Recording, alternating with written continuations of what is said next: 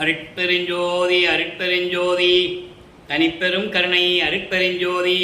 எல்லா உயிர்களும் இன்புற்று வாழ்க, வள்ளல் மலரடி வாழ்க வாழ்க, கொல்லா விரதம் குவளை எல்லாம் ஓங்குக, நல்லோர் நினைத்த நலம் பெறுக, நன்றி நினைத்த எல்லோரும் வாழ்க இசைந்து.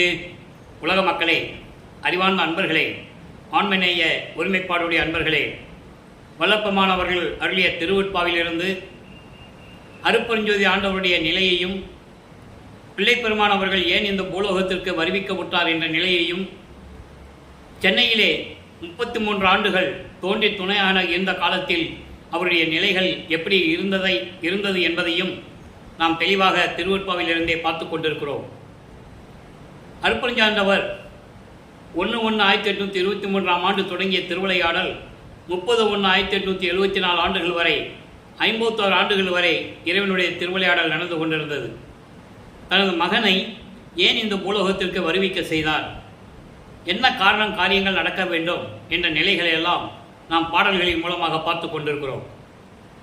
வல்லப்பமானவர்கள் அப்படி வருவிக்க உற்ற இடம் சிதம்பரம் அருகிலே மருதூர் என்ற கிராமத்திலே ராமையா பிள்ளை சின்னையம்மையார் என்பவர்களுடைய இல்லற வாழ்க்கையில் இறைவனுடைய மகனாக வருவிக்க உற்றார்.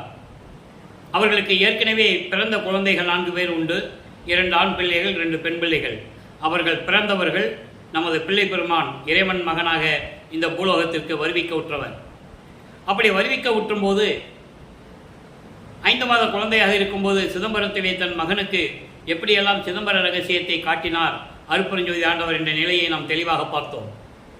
அதன் பிறகு ராமையா பிள்ளை அவர்கள் காலமான உடனே, இறந்தவுடனே சின்னையம்மையார் அவர்கள் 5 குழந்தைகளையும், ஏற்கனவே பிறந்த குழந்தைகள் 4 பேர், இறைவனால் வருவிக்க உற்ற மகன் நமது பிள்ளை பெருமான் அவர்களை சேர்த்து 5 குழந்தைகளை அழைத்து கொண்டு சின்னக்காவனம் என்ற ஒரு கிராமத்திற்கு செல்லுகிறார்கள். அது பொன்னேரி பக்கத்தில் ஒரு கிராமம்.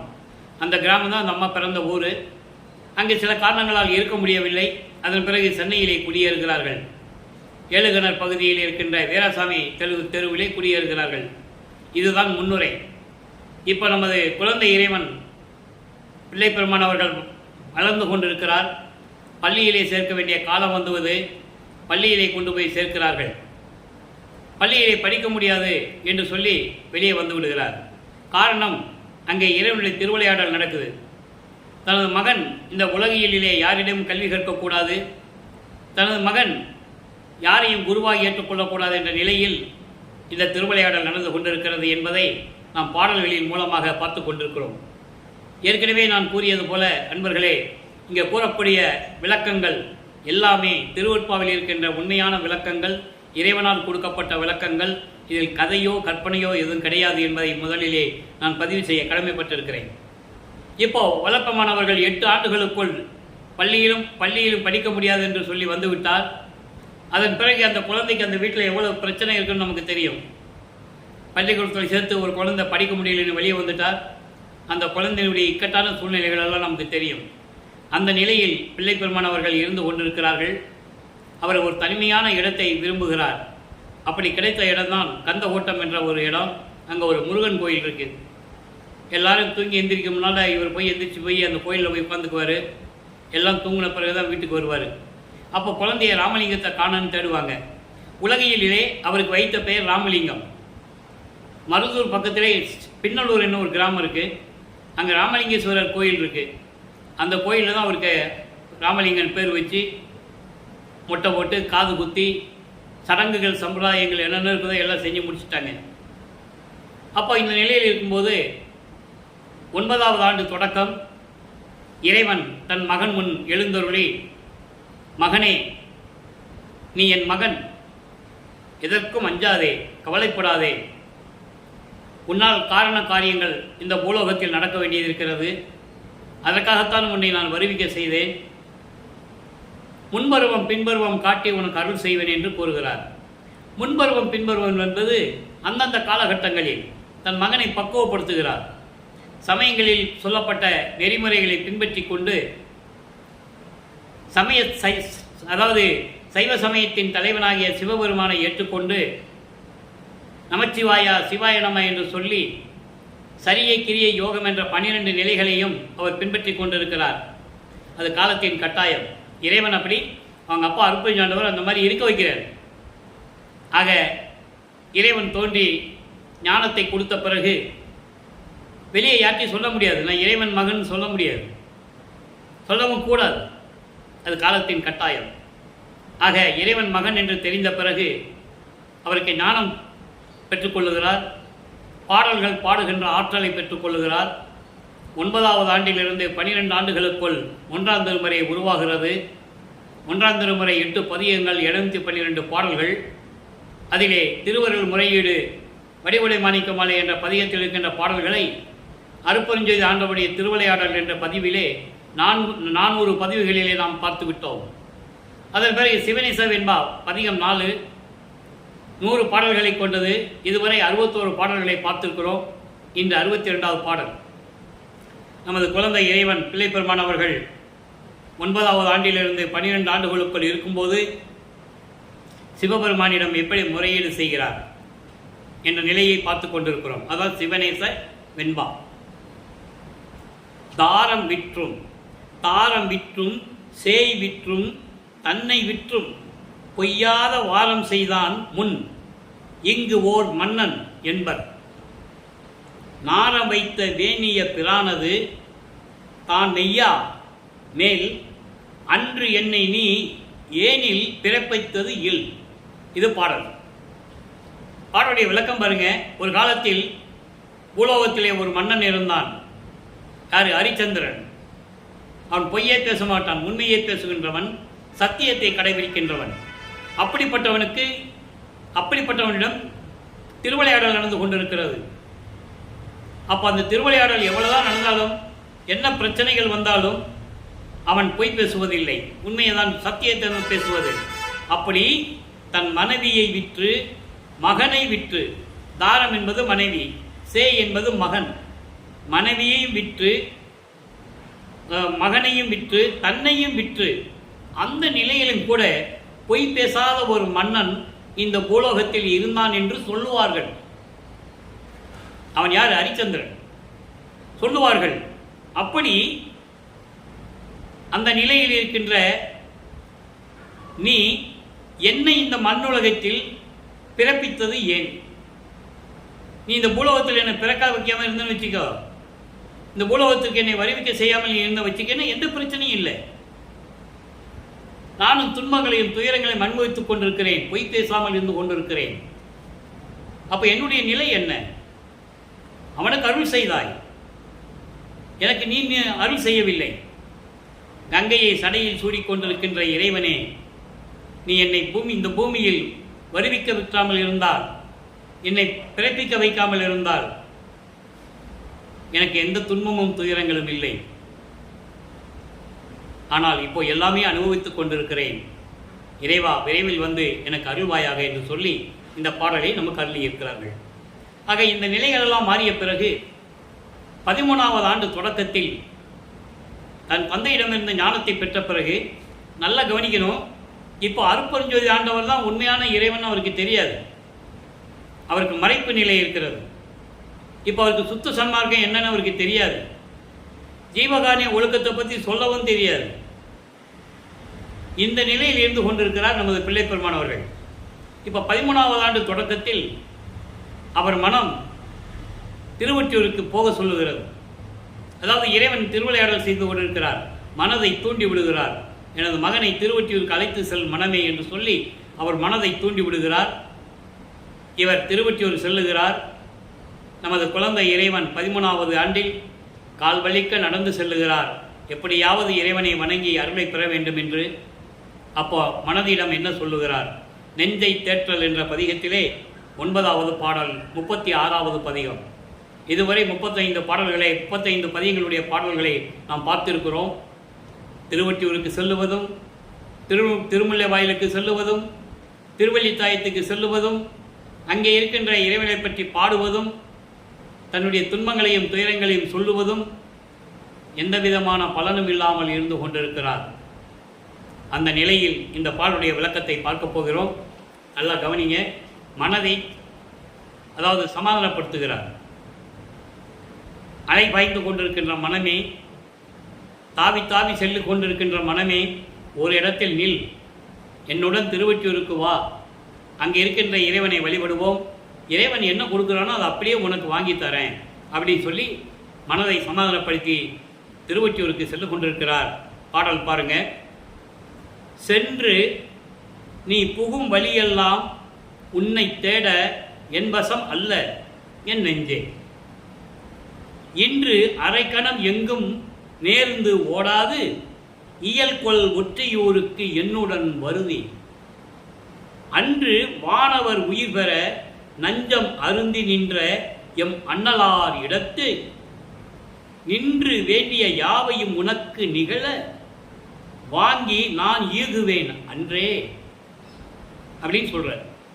அதாவது மனமே, ஒரு இடத்தில் நிற்காமல் ஓடிக்கொண்டிருக்கின்ற மனமே, நான் சொல்லுவதை கேள். நீ போற வழியெல்லாம் என்னால் வந்து உன்னை தேட முடியாது, என்னால் முடியாது சாமி. என் மனமே, நீ போகின்ற வழியெல்லாம் சென்று உன்னை தேட என்னால் முடியாது. நீ ஒரு இடத்தில் நிற்க மாட்டாய். ஆனால் இன்று ஒரு அரை நிமிடம், அரை பொழுது, அரை நிமிடம் எங்கும் போகாமல் ஓடாமல் நிலையாக ஒரு இடத்தில் இருந்து என்னுடன் திருவொற்றியூருக்கு வருவாயாக மனதிடம் சொல்லுகிறார். இன்னைக்கு ஒரு நாள் மட்டும் நான் சொல்றதை கேள்வி, எங்கேயும் போகாம என்னுடனே இருந்து நீ திருவொற்றியூருக்கு இன்னைக்கு என் கூட வருவாயாக. எதுக்கு கூப்பிடுறாரு? அன்று என்று கிரேத யுகத்தில், அன்று கிரேத யுகத்தில் அரக்கர்கள் வானவர்களை துன்புறுத்திக் கொண்டிருக்கிறார்கள். வானவர்கள் வலிமை இழந்து செயலற்றிருக்கிறார்கள்.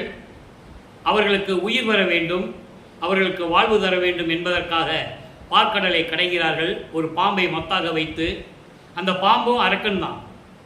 அமுதம் வருகிறது, பாம்பு பார்த்துக்கிட்டே இருக்கு அமுதம் எப்படி வரும்னு. அரக்கனை பார்த்துக்கிட்டே இருக்கான்.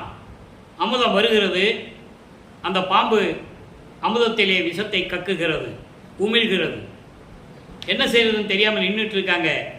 அப்போ சிவபெருமான் அந்த அமுதத்தை எடுத்து தான் உண்டு, விஷம் கலந்த அமுதத்தை தான் உண்டு கழுத்திலே நிறுத்தி கொண்டார். அதான் சொல்றாரு, மாணவர் உயிர் பெற நஞ்சம் அருந்தி நின்ற எம் அண்ணலார். அப்படிப்பட்ட இறைவன் சிவபெருமான். இப்ப சிவபெருமான் தான் சொல்லுவார், சிவபெருமான் தான் தெரியும் அவருக்கு. அப்படிப்பட்ட இறைவன் இடத்துல போய் நாம் வணங்கி நம்ம என்னென்ன கேட்குறோமோ அத்தனையும் அவர் எனக்கு கொடுப்பார். அதை வாங்கி அப்படியே உனக்கு நான் கொடுத்துட்றேன், நீ என்னுடன் திருவொற்றியூருக்கு வா என்ற நிலையில் இந்த பாடலையை நமக்கு அருளியிருக்கிறார்கள். நல்லா கவனிக்கணும். இப்போ வல்லப்பமானவர்கள் 16 ஆண்டுகளுக்குள் இருக்கிறார். அப்போ தான் 2ஆம் திருமுறை உருவாகிறது. மொத்தம் 113 பதியங்கள், 1207 பாடல்கள். 36வது பதியத்தை பார்த்துக்கிட்டு இருக்கணும். நம்ம நிறைய விளக்கங்கள் சொல்ல வேண்டியது இருக்கிறது. அப்போ வல்லப்பமானவர்கள் இந்த பூலோகத்திற்கு ஏன் வருவிக்க உற்றார் என்ற நிலை அவருக்கு தெரியாது. வருவிக்க உற்றோம் அது மட்டும் தெரியும். ஏன் வருவிக்க உற்றார் என்பதை சுத்த சன்மார்க்கத்தை பெற்ற பிறகு கூறுவார் அருப்பெருஞ்சோதி அகவலிலே. ஆன்ற சன்மார்க்கம் அணிபெற என்னைத்தான் ஈன்று அமுது அளித்த இனிய நற்றாயே. சுத்த சன்மார்க்கத்தை உலக மக்களுக்கு தெரியப்படுத்தி, உலக மக்களை எல்லாம் சுத்த சன்மார்க்கத்தில் சேர்த்து, உலக மக்கள் எல்லாம் ஜீவகாரிய ஒழுக்கத்தில் விளங்கி கொண்டு, உயிர் இரக்கத்தோடும் தயவோடையும் கருணையோடையும்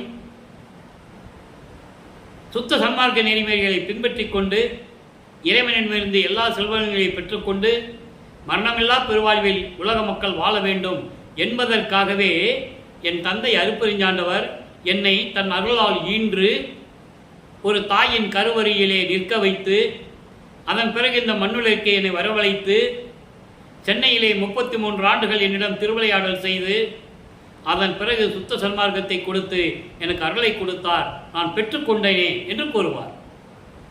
அகத்தை கருத்து புறத்தை வெளுத்திருந்த உலக அனைவரையும் சகத்தை திருத்தி சன்மார்க்கத்தை அடைவித்திட அவரும் இகத்தே பரத்தை பெற்று மகிழ்ந்திடுவதற்கென்றே என்னை உகத்தே இறைவன் வருவிக்க உற்றேன், அருளை பெற்றேனே என்று கூறுவார். அப்போ ஏன் வல்லப்பமான் இந்த பூலோகத்துக்கு வருவிக்க உற்றார் என்ற நிலை தெளிவாக அற்பாவிலே நாம் பார்த்து கொண்டிருக்கிறோம்.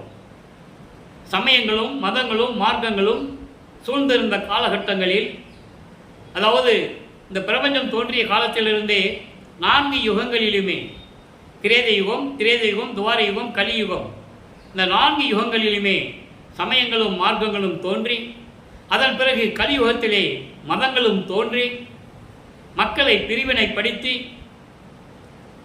மதங்களையும் மார்க்கங்களையும் சமயங்களையும் உள்ளே புகுத்தி மக்களை பிரிவினைப்படுத்தி ஏற்றத்தாழ்வுகளை உருவாக்கி அவர்கள் தலைவர்களுக்கு ஏற்றபடி ஆலயங்களை அமைத்து வழிபாடு முறைகளை அமைத்து மக்களை வழிபட செய்து விட்டார்கள். மக்கள் முரண்பாடுகளுடன், வேற்றுமை உணர்வுகளுடன், காழ்ப்புணர்ச்சிகளுடன் வாழ்ந்து கொண்டிருக்கிறார்கள். இதை அறவே ஒழிக்க வேண்டும் என்பதற்காகத்தான் அருட்பெருஞ்சாண்டவர் தன் மகனை இங்கே பூலோகத்திலே, தமிழகத்திலே வருவிக்க செய்தார் என்பதை நீங்கள் புரிந்து கொள்ள வேண்டும். இப்போ 16 ஆண்டுகள் வரைக்கும் சிவபெருமானை வழிபட்டுக் கொண்டிருக்கிறார். சைவ சமயத்தின் அடையாளமாகிய திருநூரை பூசிக் கொண்டிருக்கிறார். உத்திராட்சமணியை கழுத்திலே மாற்றிக் கொண்டிருக்கிறார். எல்லா நிலைகளும் செய்து கொண்டிருக்கிறார். காரணம், அவர் சைவ குலத்திலிருந்து வருவிக்க விட்டதனாலும், சைவ சமயத்தின் கடவுளாகிய சிவபெருமானை, தலைவனாகிய சிவபெருமானை வழிபட்டுக் கொண்டு இருப்பதனாலும் அந்த நிலைகள் இருந்து கொண்டிருக்கிறார் 16 ஆண்டுகள் வரைக்கும். இப்போ நிலைகள் மாறுகிறது. சுத்த சன்மார்க்கத்தை பெற்ற பிறகு அவருடைய நிலை என்ன? அதாவது 33 ஆண்டுகளுக்கு பிறகு 48 ஆண்டுகள் வரையிலும் இறைவனுடைய திருவிளையாடல் நடந்து கொண்டிருக்கிறது. கடைசி 3 வருடங்கள் திருவிளையாடல் தான் மேட்டுக்குப்பம் சித்திவளாகத்திலே நடந்தது. அருட்பெருஞ்சாண்டவர் தன் மகனோடு 2 கலந்து கொள்ளுகிறார். வல்லப்பவன் கதவை பூட்டிட்டுலாம் மறையில. உலகிலே சொன்ன விளக்கங்கள் வேறு. பிரிந்த சக்தியோடு தனது மகனை 51 ஆண்டுகள் இந்த பூலோகத்திலே ஒரு சக்தியாக உருவாக்கி உலாவ விடுகிறார். காரணம், சமயங்களும் மதங்களும் மார்க்கங்களும் பொய் என்று சொல்ல வேண்டும். ஏற்றத்தாழ்வுகளை ஒழிக்க வேண்டும். அதற்காகத்தான் அவர் வந்து இங்கே பூலோகத்துக்கு வருவிக்க விட்டார். 51 ஆண்டுகள் கழித்து பிரிந்த சக்தியோடு தன் மகனோடு 2 கலந்து அருட்பெருஞ்சோதி ஆண்டவராகிறார்கள் என்ற நிலையை நீங்கள் புரிந்து கொள்ள வேண்டும். ஆக இப்போ சுத்த சன்மார்க்கத்தை பெற்ற பிறகு இறைவன் யார்? இதுவரைக்கும் எனக்கு மறைப்பு நிலை இருந்தது, எனக்கு தெரியாது என்று கூறுவார். இறைவனுடைய திருவிளையாடல் நடந்ததனால் இதற்கு முன்னால் நான் சைவ நெறியில் இருந்தேன், எனக்கு மற்ற நிலைகளெல்லாம் எனக்கு தெரியாது, நான் மறைப்பு நிலையில் இருந்தேன் என்று கூறுவார். அற்ப அறிவில் இருந்தேன் என்று கூறுவார். அற்ப அறிவில் நான் இருந்தேன், எனக்கு அப்போ அறிவு இல்லை, எனக்கு எதையும் பிரித்து பார்க்க வேண்டிய, அதாவது சிந்தித்து பார்க்க வேண்டிய ஒரு சிந்தனை எனக்கு அப்போ கிடையாது என்ற நிலையில் வல்லப்பமானவர்கள் விளக்கம் கூறியிருப்பார்கள். ஏன்னா மக்களுக்கு சொல்லணும், அதை இருந்துட்டு வந்துட்டு அதுக்கப்புறம் இல்லைன்னா என்ன அர்த்தம், மக்களுக்கு விளக்கணும். அதை தான் சொல்லுகிறார் 6ஆம் திருமுறையிலே 36வது பதிகம் உண்மை கூறல். அங்கே 2ஆம் திருமுறையிலே நெஞ்சை எப்படி, மனதை எப்படி சமாதானப்படுத்துகிறார். இறைவனிடம் நான் அருளை வாங்கி உனக்கு தருகிறேன் என்று சொல்லுகிறார். இங்கே இறைவனிடம் எப்படி அருளை பெற்றுக்கொண்டார். இந்த நிலையை உலக மக்களுக்கு தெரியப்படுத்த வேண்டும். காரணம், நிறைய விளக்கங்கள் என்னால் சொல்ல முடியும், நமக்கு நேரம் பற்றவில்லை. காரணம் என்னவென்றால், வல்லப்பமானவர்கள் இந்த பூலோகத்திற்கு வருவிக்க உற்று 203 ஆண்டுகள் முடிந்துவிட்டது. அவர் இறைவனோடு 2 கலந்தது. இறைவன் வந்து தன் மகனை அழைத்து கொண்டது, 2 கலக்க செய்தது. கிட்டத்தட்ட 153 ஆண்டுகள் அந்த நிலை வந்துவிட்டது. இதுவரையிலும் வல்லப்பமானவர்கள் இறைவனுடைய மகன் என்ற உண்மையை, அவர் ஏன் இந்த பூலோகத்தில் கலியுகத்தில் வருவிக்க விட்டார் என்ற உண்மையை யாருமே மக்களிடம் சொல்லவில்லை என்பதனால் மக்களுக்கு வல்லப்பமானுடைய உண்மையான அருள்நிலை, அவர் யார் என்ற நிலை தெரியாது. தெரியாமலே மறைத்து விட்டார்கள். சாதாரணமாக பேசினார்கள். மருதூரிலே பிறந்தார் என்றும், அப்புறம் சென்னையிலே இருந்தார் என்றும், திருவொற்றியூரிலே தெருவிலே சுற்றி கொண்டிருந்தார் என்றும் இப்படியே தான் கூறினார்கள். அதன் பிறகு வடலூர் வந்தார் என்றும், இப்படி நிலைகள் எல்லாம் உலகியலுக்காக ஏதோ கதை சொன்ன மாதிரி சொன்னாங்க. அப்படி அல்ல. அவர் ஒவ்வொரு காலகட்டத்திலும், ஒவ்வொரு 8 ஆண்டுகளிலும், 56 ஆண்டுகளை 8 ஆண்டுகளாக அருட்பெருஞ்சாண்டவர் பிரிக்கிறார். 6 8 48. கடைசி இந்த 3 வருஷம் தான் சித்திவளாகம் மேட்டுக்குப்போம். அப்போ ஒவ்வொரு 8 ஆண்டுகளிலும் நமது இறைவன் வல்லப்பெருமானுடைய நிலை என்ன என்பதை உலக மக்களுக்கு தெரியப்படுத்த வேண்டும். அந்த நிலையை இறைவனுடைய கட்டளைப்படி இந்த வள்ளலார் ஊழியன் பாடல்களின் மூலமாக அந்த விளக்கங்களை உங்களுக்கு நான் தந்து கொண்டிருக்கிறேன். 5 ஆண்டுகளாக திருவருட்பாவினுடைய விளக்கங்களை நான் யூடியூப்பில் பேசிகிட்டு இருக்கேன். நீங்கள் நல்லா புரிஞ்சுக்கணும். வல்லப்பெருமான் யார் என்ற உண்மை நிலையை உலக மக்களுக்கு தெரியப்படுத்த வேண்டும். அந்த முயற்சியில் இறைவனுடைய தயவையும் கருணையும் ஏற்றுக்கொண்டு அந்த பணியை நான் செய்து கொண்டிருக்கிறேன். இப்போ சுத்த சன்மார்க்கத்தை பெற்ற பிறகு என்ன நடந்தது? உண்மை குரலில் 9வது பாடல். சமயங்களை சார்ந்திருந்த போது, சிவபெருமானை வழிபட்டு கொண்டிருந்த போது, அங்கே 2ஆம் திருமுறையிலே அந்த பதிகத்தினுடைய 9வது பாடலுக்கு இந்த பாடலிலே விளக்கம் இருக்கிறது. மடுக்க மடுக்க நும் பேரருள் தன் அமுதம் எனக்கே. இந்த எனக்கு என்ற வார்த்தையை வல்லப்பெருமானவர்கள் அடிக்கடி திருவருட்பாவிலே நமக்கு அருளி இருப்பார்கள். காரணம், எனக்கே என்பது எனக்கு மட்டும். எனக்குன்னு சொல்லிக்கலாம்ல, எனக்கே ஏன் சொல்றாரு? எனக்கு மட்டும்.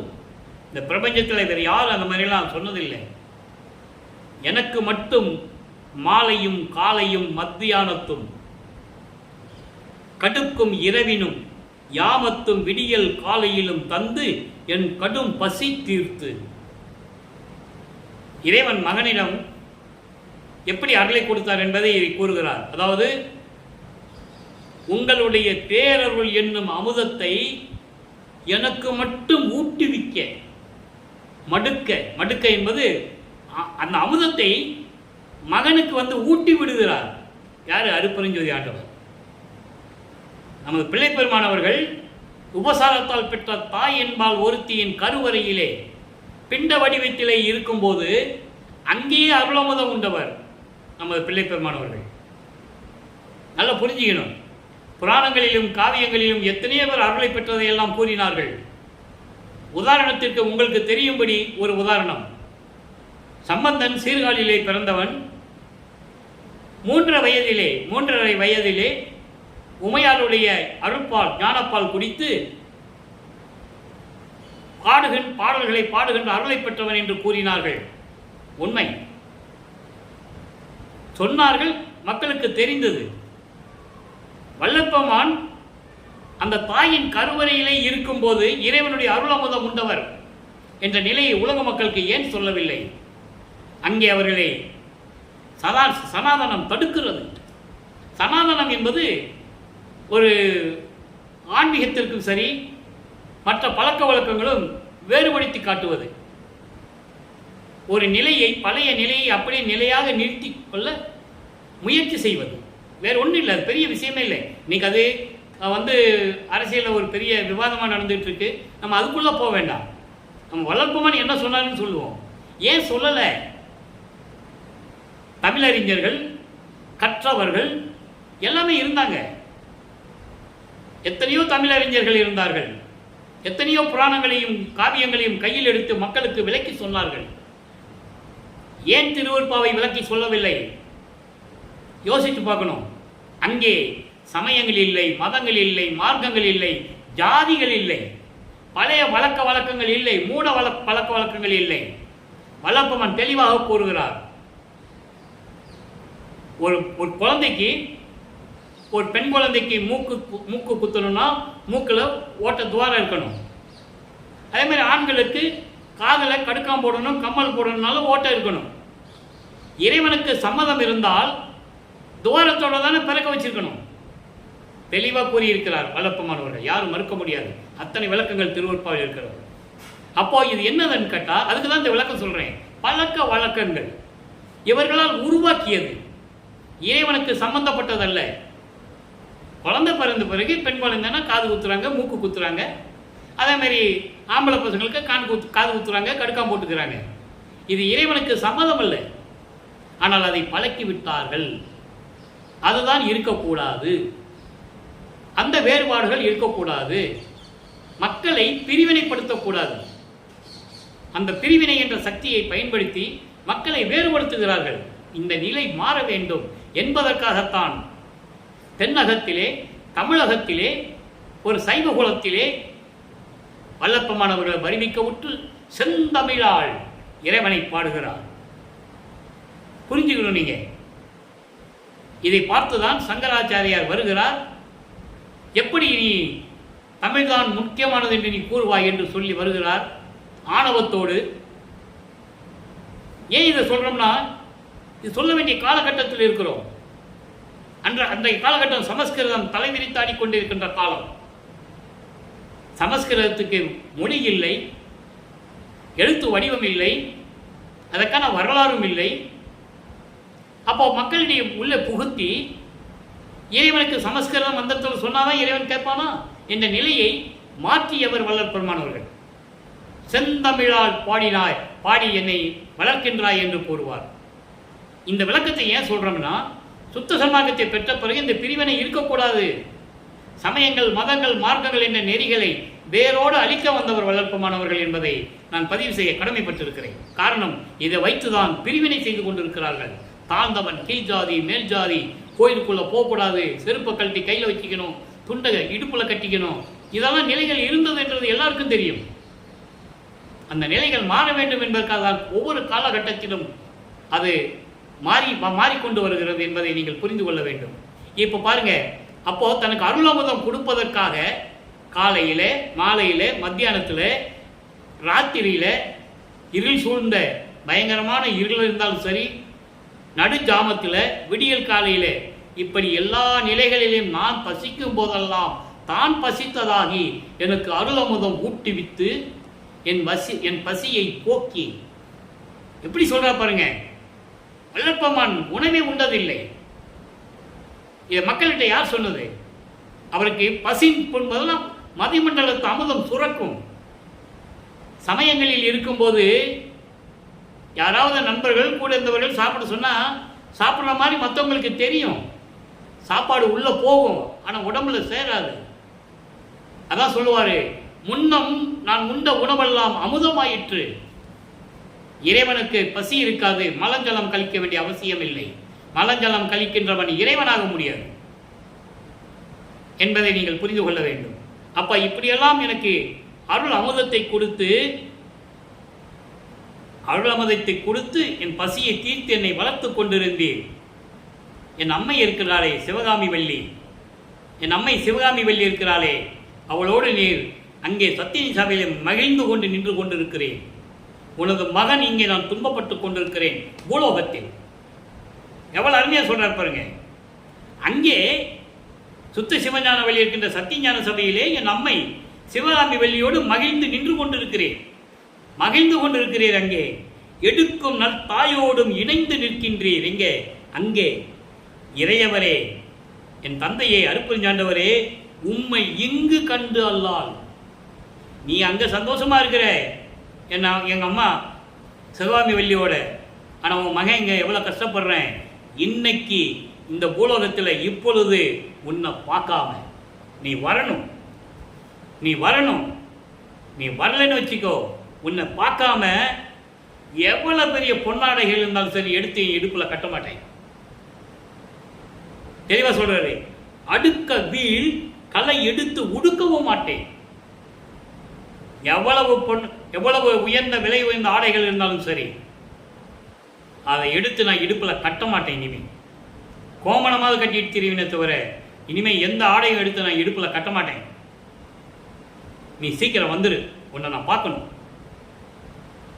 நீ வரலைன்னு வச்சுக்கோ, இந்த நிலை தான் வரும். இது உன் மீது சத்தியம், அருப்பெருஞ்சோதி ஆண்டவரே, என் தந்தையே, உன் மீது சத்தியம் இது என்று சொல்லி இந்த பாடலியம் தள்ளி இருக்கிறார்கள். அப்ப நீங்க புரிஞ்சுக்கணுத, ஏன் வளர்ப்பமான் இந்த பூலோகத்துக்கு வருவிக்க விட்டுறார். தெளிவா சொல்றாரு. சாதியிலே,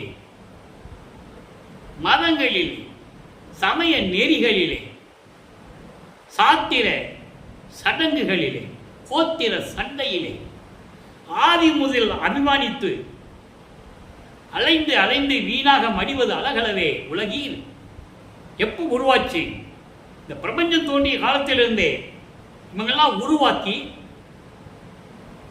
பிராமணனுடைய தலையிலிருந்து பிறந்தவன், மூளையிலிருந்து பிறந்தவன் பிராமணன் என்றும், தோளிலிருந்து பிறந்தவன் சத்திரியன் என்றும், வயிற்றிலிருந்தே பிறந்தவன் வைசியன் என்றும், காலில் பிறந்தவன் சூத்திரனும் என்றும் பிரித்து பிரிவினை செய்து அந்த காலத்திலிருந்து இதை செய்து விட்டார்கள் என்று வள்ளல் பெருமான் தெளிவாக கூறுகிறார். அவர் ஒருவரால் தான் சொல்ல முடியும். காரணம், அவர் இறைவனுடைய மகன். இதை கூறுவதற்காகவே இந்த பூலோகத்திற்கு வருவிக்க உற்றவர். யார் சொன்னது? எத்தனையோ சமய குறவர்கள், எத்தனையோ அறிஞர்கள், எத்தனையோ ரிஷிகள், முனிவர்கள் எல்லாம் தோன்றினார்கள். இதை யாராவது சொன்னாங்களா? இல்லை. இது ஒழிக்கப்பட வேண்டும் என்று சொன்னது வள்ளல் பெருமான் ஒருவர் தான். அந்த நிலையில் உருவானதுதான் திருவருட்பா. மக்களுக்கு எடுத்து சொல்லி உலக மக்கள்லாம் சமரசமாக வாழ வேண்டும் என்பதற்காக சமரச சுத்த சன்மார்க்க சத்திய சங்கத்தை உருவாக்கினார். தன் தந்தையிடமிருந்து பெற்று இந்த நிலையை உருவாக்க வேண்டும் என்பதற்காகத்தான் பூலோகத்திற்கு வருவிக்க விட்டார் என்பதை நீங்கள் மறந்துவிடக்கூடாது. அதுக்கப்புறம் பாருங்க, இப்ப தந்தையை கூப்பிட்டார்ல, நீ வரணும், நீ வரலன்னா நாங்கள் அதாவது இடுப்புல ஒரு துணியை கூட கட்ட மாட்டேன், நீ வரணும், எங்கள் அம்மாவோட நீ சந்தோஷமாக இங்கே இருந்தது போதும், சிவகாமி வள்ளியோட, நீங்கள் வா, முதல்ல உன்னை நான் பார்க்கணும் அப்படின்னு சொல்லிட்டாரு. இப்போ அவர் வரணும்ல, வரார். 69வது பதிகம் ஆனந்த அனுபவம் என்ற பதிகத்திலே 9வது பாடல் எப்படி லிங்க் ஆகுது பாருங்க. 2ஆம் திருமுறையிலே 9வது பாடல், 6ஆம் திருமுறையிலே இறைவன் அருட்பெருஞ்சாண்டவன் சொல்லி எப்படியெல்லாம் அருளை பெற்றுக் கொண்டார், அருளமுதம் உண்டவர். இன்னைக்கு நிலைமை என்ன? இதெல்லாம் சொல்ல வேண்டிய காலகட்டத்தில் இருந்து கொண்டிருக்கிறோம். மனம் வெம்புகிறது. வல்லப்பம்மன் என்ற பெயரில் தர்மசாலையில் அமைத்துக் கொண்டு பசியாற்றுகிறார்கள். அது ஒரு பக்கம் இருக்கட்டும், அது வேற சப்ஜெக்ட், அது வேற ட்ராக்கு. ஜீவகாருண்ய ஒழுக்கம் தான் கடவுள் வழிபாடு, அதுதான் மோட்ச வீட்டின் திறவுகோல், அது தனி ட்ராக்கு. மோட்ச வீட்டின் திறவுகோல் எது? சுத்த சன்மார்க்கத்தோடு நீ ஜீவகாருண்யம் பண்ணணும். அதை நீங்க புரிஞ்சுக்கணும். இன்னைக்கு பல 2 பேரும் ஜீவகாருண்யம் பண்றாங்க, சாப்பாடு போடுறாங்க, ரைட், ஓகே, பசி தீக்கிறாங்க, அது உண்மைதான், பல ஜீவகாருண்யம். ஆனால் அங்கே சுத்த சன்மார்க்கத்தை நிலைநிறுத்த வேண்டும். வல்லப்பம்மன் போட்டோ போடுறது, மாலையை போடுறது, குங்குமம் வைக்கிறது, பொட்டு வைக்கிறது, ஆராதனை எடுக்கிறது, சமயங்களில் என்னென்ன பழக்க வழக்கங்கள் பூரா அங்கே செய்கிறது, இலையை போட்டு படையல் போடுறது. தயவு செஞ்சு சொல்கிறேன், அது செய்யாதீங்க. நமது இறைவன் சுத்த சன்மார்க்கத்தை சேர்ந்த இறைவன். பசியாற்றுங்கள், சோறு போடுங்க, தப்பு இல்லை. ஆனால் சுத்த சன்மார்க்க நெறியிலிருந்து போடாதான் உங்களுக்கு அந்த புண்ணியம் கிடைக்கும். வல்லப்பம்மன் தெளிவாக சொல்றாரு. அதை சோறு போடுங்கன்னு சொன்னாங்க. ஆனால் எப்படி சோறு போட சொன்னாரு யாருமே மக்கள்கிட்ட சொல்லாமல் விட்டுட்டு போயிட்டாங்க. காரணம், அங்கே அவர்களுக்கு அங்கே சனாதனம் தடுக்கிறது. வேறுபாடுகள், சனாதனம் என்பது வேறுபாடுகள், பழைய பழக்க வழக்கங்கள் தடுக்குதாங்க. ஏன் சொல்லலை? சோறு போடணும், பசியாற்றணும், முதல் கடமை நமக்கு. அதுதான் ஜீவகாருண்ய ஒழுக்கம். ஜீவகாருண்யம் தான் மோட்ச வீட்டின் திறவுகள், கடவுள் வழிபாடு. உண்மை. சோறு போடுங்க, ஆனால் சுத்த சன்மார்க்கத்தில் இருந்து சோறு போட வேண்டும். சுத்த சன்மார்க்க நெறிகளை பின்பற்ற வேண்டும். அங்க சமய நெறிகள் இருக்கக்கூடாது, கலக்கக்கூடாது, இதையும் அதையும் மிக்ஸ் பண்ணக்கூடாது. அப்படி போட்டால் உங்களுக்கு ஜீவகாருண்ய பலனை கிடைக்காது என்பதை வல்லப்பம்மன் சொல்றாரு. அவர் சொன்னதை இந்த வள்ளலார் ஊழியன் வெளிப்படையாக சொல்லுகிறேன். எல்லாரும் சொல்றதுக்கு தயங்குவாங்க, நான் உண்மையை சொல்லுகிறேன். ஆக இந்த நிலையில் இருக்கும்போது அப்பாவை வர சொன்னாரு. இப்ப அப்பா வந்துட்டாரு. என்ன சொன்னாரு? கண்டேன் கண்டேன் கழித்தேன் கருணை திருவமுதும் உண்டேன், அழியா உரம் பெற்றேன், பண்டே என்னை உவந்து கொண்டான், எழில் ஞான மன்றம் தன்னை உவந்து கொண்டான் தன்னை. நான் என் அப்பாவை வர சொன்னேன். நீ வரலன்னா நடக்கிறதே வேற, இடுப்புல துணி கூட கட்ட மாட்டேன்னு சொன்னேன். எங்க அப்பா வந்துட்டார். கண்டேன், என் தந்தையை கண்டேன், கழித்தேன், பேரின்பம் அடைந்தேன், கருணையை திரு அமுதம் உண்டேன். அப்பவும் அருளமுதம் தான் உண்டார் அவரு. கருணை என்னும் அருளமுதத்தை நான் உண்டேன், அழியாத உரம் பெற்றேன், அழியாத வரத்தை பெற்றுக்கொண்டேன். எனக்கு எந்த யுகத்திலும் எப்படிப்பட்ட சூழ்நிலையும் எனக்கு மரணம் இல்லை. ஒவ்வொரு யுகத்திலும் நான் மரணமில்லா பெருவாழ்வையில் இருந்து கொண்டிருந்தவன். யுகங்கள் அழியும், அந்த யுகத்திலே தோன்றிய மனிதர்கள், பதத்தலைவர்கள் எல்லாமே அழிந்துவிடும். சமயங்கள், மதங்கள், மார்க்கங்கள் எல்லாம் அழிந்துவிடும். நான் ஒருவன் தான் அழியாமல் இருந்தேன். ஒளிதோர் ஒளி உலவினும் அழியா உடம்பை அளித்தனர். நான் ஒவ்வொரு யுகத்திலேயும் இருந்தவன் என்று கூறுகிறார். ஆக அப்படிப்பட்ட நிலையில் இருக்கும்போது அழியாத வரம் பெற்றுக் கொண்டேன். சென்ற யுகங்களில் பண்டே சென்ற யுகங்களில் என்னை உவந்து ஆட்கொண்டான் எனது தந்தை. அவன் எப்படிப்பட்டவன்? சத்தியஞான சபையிலே எழிலோடு அருள்மிக்க ஆற்றலோடு விளங்கிக் கொண்டிருக்கிறானே இறைவன். சத்தியஞான சபையை தன்னோடு வைத்துக் கொண்டிருக்கின்றானே இறைவன். அவனுடைய மகன் நான். நல்லா புரிஞ்சுக்கணும். நீங்க இந்த நிலையில் இருந்து கொண்டு தன் தந்தையை பார்த்தது சொல்லிட்டாரா? பார்த்ததை சொல்லிட்டாரு. வர சொன்னாரு, வந்தாரு, மகனை பார்த்தாரு, அவங்க பார்த்த விஷயத்த சொன்னாரு, அருளை பெற்றதை சொல்லிட்டாரு. இப்போ பண்டேன்னு சொல்றாருல, சென்ற யுகங்களிலே என்னை எப்படி ஆட்கொண்டான்னு சொல்றாருல, அதுக்கு விளக்கம் தரணும். நான் ஏற்கனவே கூறியிருக்கிறேன் மக்களே, பாடலில் இருக்கின்ற வரிகளுக்கு மட்டும் விளக்கம் சொல்லுவது நமது நோக்கம் அல்ல. அந்த பாடலில் இருக்கின்ற சூட்சமமான விளக்கங்கள் இங்க சொல்றாரு. பண்டே என்னை உவந்து கொண்டான். சென்ற யுகங்களிலே ஒவ்வொரு யுகத்திலும் நான் இறைவன் என்னை ஆட்கொண்டு மகிழ்ந்து கொண்டான் என்று கூறுகிறார். அதற்கான விளக்கம் ஒரு பாடல் இருக்கிறது. 112வது பதிகம் மெய்யருள் வியப்பு என்ற பதிகத்திலே 96வது பாடல். நல்ல கவனிங்க. அன்றே என்னை அடியனாக்கி ஆண்ட ஜோதியே, அன்றே என்னை அடியனாக்கி ஆண்ட ஜோதியே, பிரபஞ்சம் தோன்றிய காலத்திலிருந்தே என்னை நீ அடியனாக்கி என்னை ஆண்டு கொண்டாய். அது ஒரு பாடல சொல்லுவாரு. ஏனாதான் எனினும் யான் அம்மையின் நின் அடியேன் என அறிந்தேன், இதயம் மலர்ந்தேனே. எப்போ சுத்த சமாகத்தை பெற்ற பிறகு மெஞ்ஞானம் கிடைச்சது அவருக்கு. முதல்ல ஞானம் மட்டும்தான் கிடைக்கும். சமயங்கள்ல இருக்கும்போது ஞானம் மட்டும்தான். சுத்த சமாகத்தை பெற்ற பிறகு மெஞ்ஞானம் கிடைச்ச உடனே அவருடைய அந்த பூர்வீக நினைவுகள், அந்த பூரிய நிலைகள் எல்லாம் இவருக்கு கிடைச்சிடும். ஏனாதான் எனினும் யான் அம்மையின் நின் அடியேன் என அறிந்தேன், இதயம் மலர்ந்தேனே. சுத்த சமூகத்தை பெற்றவர் சொல்லுவார். அதான் சொல்றாரு. அன்றே என்னை அடியனாக்கி ஆண்டு கொண்ட ஆண்ட ஜோதியே, அதன் பின் பிள்ளையாக்கி இங்கு இங்கு அருள் அளித்த ஜோதியே. சொல்லிட்டாரா? நான் பூர்வீகத்திலிருந்தே பிரபஞ்சத்தில் தோன்றிய காலத்திலிருந்தே உனக்கு நான் அடியனாக இருந்தவன். அதன் பிறகு என்னை நீ பிள்ளையாக்கி செல்வ பிள்ளைன்னு பேர் வச்சு என்னை வளர்த்து இந்த பூலோகத்துக்கு கொண்டு வந்து ஒரு தாயின் வழியாக கொண்டு வந்து 33 ஆண்டுகள் சென்னையிலே இருக்க வச்சு, சமயங்களில் இருக்க வச்சு, சிவபெருமானை வழிபட செய்து, அதன் பிறகு சுத்த சன்மார்க்கத்தை கொடுத்து இந்த பூலோகத்திலே அருள் அளித்த ஜோதியை எவ்வளவு தெளிவா சொல்றாரு. அப்போ இங்கே பிள்ளையாக வந்தது யார்? அருப்பஞ்சாண்டுடைய மகன் வல்லற்பமானவர்கள்.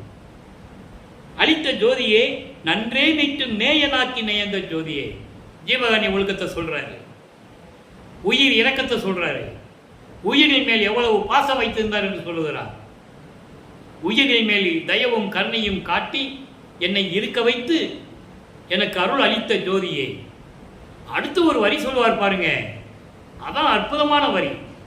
நானும் நீயும் ஒன்று என்று அண்டர்லைன். வல்லப்பமலை வேறு யாரும் இல்லை. நல்லா புரிஞ்சுக்கிட்டீங்க. அருப்பஞ்சடி ஒரு சக்தி. அந்த சக்தியைத்தான் பிரித்து 51 ஆண்டுகள் பூலோகத்தில் உலாவ விடுறாரு அருப்பெருஞ்சாண்டவர். நண்பர்களே, நான் சொல்றதெல்லாம் உங்களுக்கு புதுமையா தெரியும். காரணம், யாரும் உங்களிடம் சொல்லவில்லை, மறைத்தார்கள். அங்கே அவர்களுக்கு சமயங்களும் மதங்களும் மார்க்கங்களும் அவர்களை ஆட்கொண்டது. அவர்களுக்கு சொல்ல மனமில்லை. நானும் நீயும் ஒன்று என்று உரைத்து நல்கும் ஜோதியே. மகனே, நீ நானும் வேறு வேறு இல்லப்பா. நீ என்னுடைய சக்தி, ஒரு கூறு, ஒரு பகுதி. பாடல்ல சொல்லுவார். ஒரு பாடல் அற்புதமா இருக்கும். எல்லா பாடல்களையும் விளக்கங்கள் உண்டு நண்பர்களே. இந்த 6000 பாடல்களுடைய விளக்கங்களும் இறைவனுடைய தயவு கருணையினால் எனக்கு என் தந்தை வல்லற்பெருமான் எனக்கு கொடுத்ததனால் இந்த விளக்கத்தை என்னால் கூற முடியும். 6000 பாடல்களுக்கு விளக்கம் உண்டு. அப்போ நீயும் நானும் ஒன்று என்று நல்கும் ஜோதியே, இப்படியெல்லாம் சொல்லி எனக்கு அருள் கொடுத்த ஜோதியேன்னு சொல்வார். அப்போ இறைவன் அருப்பஞ்சாண்டவர் வல்லற்பெருமான் வேறு வேறு அல்ல. நான் தானானான், தான் நானானான், நானும் தானுமானோம் ஒன்றானோம், தேனானான் தெல்லமுதாய் தித்தித்து நிற்கின்றான். எவ்வளவு அருமையா சொல்லுவாரு. 110 பதிகம், 110வது பதிகம் தனித்திரு அலங்கள்ல பாடல்ல சொல்லுவார். 47வது பாடல்ல அப்போ இறைவனும் வளர்ப்பவனும் வேற வேற அல்ல, உலக மக்களுக்காக வேறுபடுத்தி காட்டுகிறார்கள். தந்தையும் மகனும் சேர்ந்து கொண்டு திருவிளையாடல் நடந்து கொண்டிருக்கிறது. இறைவனுடைய திருவிளையாடல். திருவிளையாடல் முடிகிறது. 56 ஆண்டுகள் முடிவடைய காலகட்டங்களில் 5 தொழில்களையும் பிரம்மனிடமும், பிரம்மன், திருமால், ருத்திரன், மகேஸ்வரன், சதாசிவம், 5 பேர் பார்த்துக்கிட்டு இருந்தாங்க. அந்த 5 தொழிலையும் அவங்ககிட்ட இருந்து வாங்கி தன் மகன்கிட்ட கொடுக்கணும், இந்த பிரபஞ்சத்தை இயக்க வைக்கணும். இதுதான் அருட்பெருஞ்சோதி ஆண்டவர்கள் தன் மகனுக்கு கொடுத்த அருள்கள் என்பதை நீங்கள் புரிந்து கொண்டு, வல்லப்பமானவர்கள் 16 ஆண்டுகள் வரைக்கும் சென்னையிலே இருந்த நிலை என்ன, ஒவ்வொரு பகுதியாக பார்க்கணும். நம்ம ஒரே நாளில் 33 ஆண்டுகள் நடந்தது ஒரே நாளில் நம்ம சொல்ல முடியாது. அதனால தான் 8 ஆண்டுகளாக பிரித்து நான் சொல்லிகிட்டு இருக்கேன். எனவே இறைவனை வணங்கி சுத்த சன்மார்க்க தலைவனாகிய அருட்பெருஞ்சோதி ஆண்டவர் தான் உண்மையான இறைவன், இயற்கை உண்மை விளக்க கடவுள், ஜோதி வடிவில் இருக்கின்றார். அவரை வணங்கி அருட்பெருஞ்சோதி அருட்பெருஞ்சோதி தனிப்பெருங்கனை அருட்பெருஞ்சோதி என்ற மகாமந்திரத்தை சொல்லி எல்லா நிலைகளையும் எல்லா அருள்களையும் இறைவனிடம் பெற்றுக்கொண்டு நீங்கள் இந்த வையகத்திலே வாழ்வாங்கு வாழ வேண்டும், நோயற்ற வாழ்வில் வாழ வேண்டும் என்று இறைவன தயவோடையும் கருணையோடையும் வாழ்த்தி இந்த வள்ளலார் புலியன் விடைபெறுகிறேன். மீண்டும் நாளை சந்திப்போம். நன்றி, வணக்கம். அருட்பெருஞ்சோதி அருட்பெருஞ்சோதி தனிப்பெரும் கருணை அருட்பெருஞ்சோதி. நாளையும் இறைவனுடைய விளக்கம் வரும். கேட்டு மகிழ்ந்து இறைவன் அருளை பெற்றுக்கொள்ளுங்கள்.